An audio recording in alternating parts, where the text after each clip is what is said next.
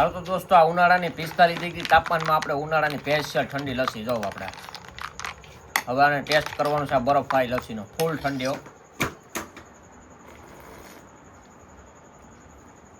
હાલ તો મારા કલેજા આજે આપણે બનાવવાનું છે ગુલાબ ફ્લેવરમાં લસ્સી. જો આ પેકિંગનું દહીં લીધું છે 2 કિલો દહીંની લસ્સી બનાવવાની છે. સ્પેશિયલ ઉનાળાની ઠંડી ઠંડીઓ બરફવાળી. આપણે ખાંડ નાખ લઈએ. જો આપણે 200 ગ્રામ ખાંડ લીધી છે તો આપણે પહેલા ખાંડને ભૂકો કરી લેવાનું છે. નકર દહીંમાં ખાંડ ઓગળતા વાર લાગે.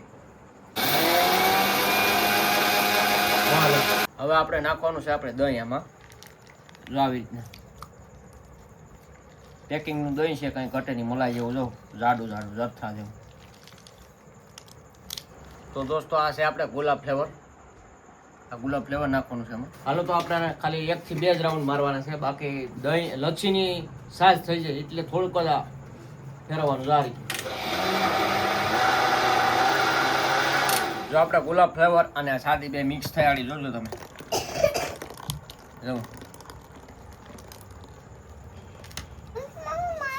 તો દોસ્તો આપણે મિક્સ કરી લીધી છે. હવે આપણે ટેસ્ટ લઈ આનો. જો આપણે બની ગઈ છે કાયદેસર એકવાર. તો દોસ્તો આવી જ લસ્સી આગળ બનાવવાની છે આપણે ગુલાબ ફ્લેવરમાં. વિડીયોમાં બના રહેજો. હાલો તો દોસ્તો હવે આપણે લસ્સીનો ટેસ્ટ કરીએ. ઉનાળાની સ્પેશિયલ ઠંડી કેવી લસ્સી બની જોઈએ.